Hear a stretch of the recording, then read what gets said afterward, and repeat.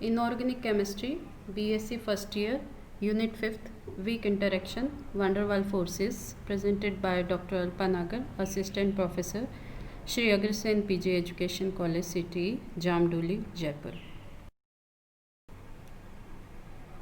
Now, today's topic is van der Waals forces. Firstly, we see here the definition of van der Waals forces. नाभिकीय आकर्षण बल जो परमाणु के बाह्यतम परिधि इलेक्ट्रॉन को आकर्षित करता है van der Waals बल कहलाता है. The molecular force of attraction which attract outer atomic peripheral electron is called van der Waals forces. This force is weak force as compared to covalent and ionic bond. यह बल आयनिक और सहसंयोजक बल की तुलना में दुर्बल होता है, कमज़ोर होता है. वास्तविकता में ये कोई बंध नहीं है, ये सिर्फ एक आकर्षण बल है जो दो अणुओं के मध्य अनुभव किया जाता है. इस van der Waals बलों की उत्पत्ति निम्न प्रकार से होती है. We can say type of van der Waals forces. The first is ion dipole attraction, ion द्विध्रुव आकर्षण.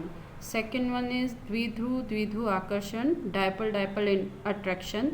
थर्ड वन इज क्षणिक द्विध्रुव प्रेरित द्विध्रुव आकर्षण, instantaneous dipole induced dipole attraction. And last one is ion प्रेरित द्विध्रुव आकर्षण, द्विध्रुव प्रेरित द्विध्रुव आकर्षण, आयन इंड्यूस्ड डाइपोल अट्रैक्शन, और we can say dipole induced dipole attraction. Now first we are taking here first type of weak van der Waals forces is ion dipole attraction, ion और द्विध्रुव के मध्य लगने वाला आकर्षण. नीचे चित्र में हम देख रहे हैं कि धनायन और ऋणायन है और इसके साथ में एक ध्रुवीय मॉलिक्यूल यहाँ पर नज़र आ रहा है. जब भी आयन किसी मॉलिक्यूल के संपर्क में आता है तो उसमें दो ध्रुव उत्पन्न हो जाते हैं, धनायन और ऋणायन. और धनायन ऋणायन उत्पन्न होने के बाद में आयन उस ध्रुवीय अणु के साथ एक आकर्षण बल महसूस करता है, आकर्षण बल अनुभव करता है, जिसको इस चित्र में डॉट डॉट लाइन से दिखाया गया है.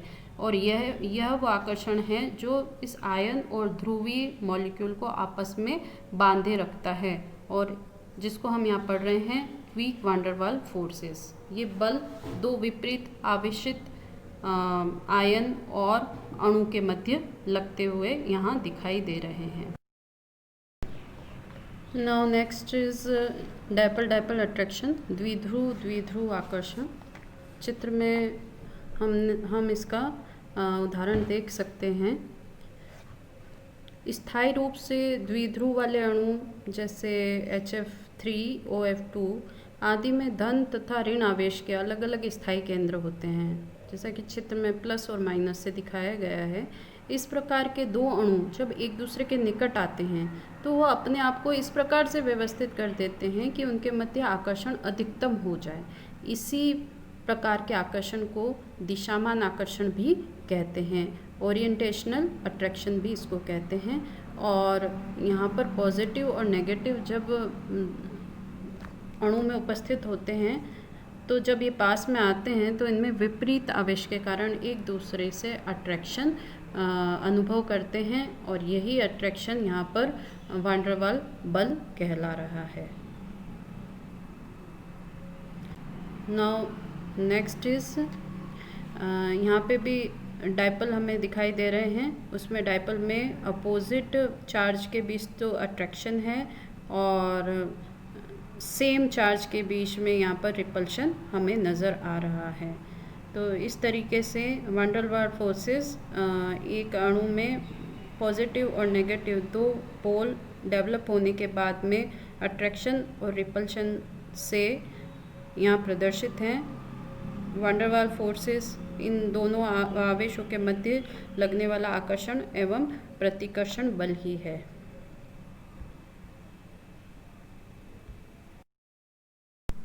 क्षणिक द्विध्रुव प्रेरित द्विध्रुव आकर्षण, instantaneous dipole induced dipole attraction और लंदन फोर्सेस, जिसको फ्रीज लंदन ने 1900 और 1954 के मध्य जिनका कार्य समय रहा, इन्होंने इसको इंट्रोड्यूस किया। यहाँ पर 2 एग्जांपल हम देख सकते हैं, हीलियम और हाइड्रोजन का।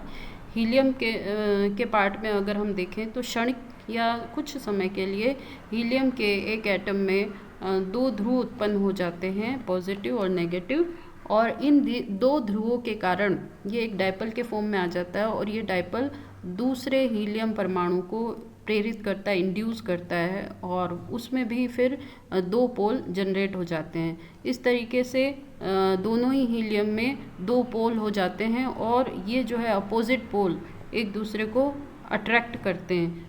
इस तरीके से जो उत्पन्न हुआ अट्रैक्शन है ये क्षणिक द्विध्रुव प्रेरित द्विध्रुव आकर्षण कहलाता है, इंड्यूस्ड डायपोल कहलाता है। Second one is hydrogen. Hydrogen के केस में भी हम देखें कि हाइड्रोजन में एक्चुअली कोई भी द्विध्रुव जैसी स्थिति नहीं होती है, पर क्षणिक कुछ समय के लिए इलेक्ट्रॉन की व्यवस्था के कारण इसमें भी द्विध्रुव उत्पन्न हो जाता है और इसके वजह से ये पास में उपस्थित दूसरे हाइड्रोजन अणु के अंदर भी द्विध्रुव उत्पन्न कर देता है और दोनों ही मॉलिक्यूल एक दूसरे से अट्रैक्शन से जुड़े रहते हैं। इसी वजह से हाइड्रोजन गैस के फॉर्म में भी मिलता है, हाइड्रोजन का द्रवीकरण भी किया जा सकता है और ये ठोस फॉर्म में भी हम इसको प्राप्त कर सकते हैं। लंदन फोर्सेस से रिलेटेड एक और एग्जांपल है, इसमें डायपोल इंड्यूस्ड डायपोल है। द्विध्रुव के रूप में H2O मॉलिक्यूल है जिसमें ऑक्सीजन नेगेटिव और हाइड्रोजन पे पॉजिटिव चार्ज होता है। अब जिनोन, चूँकि इसमें कोई भी ध्रुवणता नहीं है, पर H2O के संपर्क में आने पर इसमें भी ध्रुवणता उत्पन्न हो जाती है। ये भी द्विध्रुव की भांति कार्य करता है और इन दोनों में एक आकर्षण बल उत्पन्न हो जाता है जो कि इंड्यूस होता है, जो प्रेरित होता है। ये आकर्षण बल जो है वो लंदन बल कहलाता है।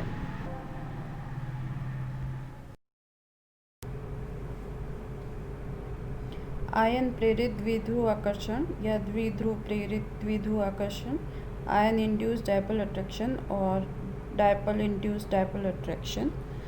इस प्रकार के अट्रैक्शन में किसी आयन में आवेश स्थायी रूप से विद्यमान होते हैं और जब कोई उदासीन अणु उसके संपर्क में आता है तो वह भी प्रेरित होकर द्विध्रुव में परिवर्तित हो जाता है और ऐसा होते ही ये परस्पर एक दूसरे से आकर्षण अनुभव करने लगते हैं। इस प्रकार आए ऊर्जा परिवर्तन को डिबाई या प्रेरण ऊर्जा भी कहते हैं। इन आकर्षण बल के कारण ही कुछ ध्रुवीय अथवा यौगिक, आयनिक यौगिक अध्रुवी विलायकों में विलयशील भी हो जाते हैं।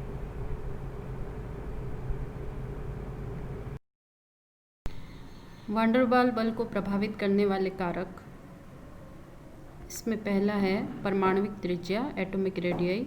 परमाणविक त्रिज्या के मान के साथ साथ वांडरवाल बलों के मान में भी वृद्धि होती है, ये एक दूसरे के समानुपाती होते हैं।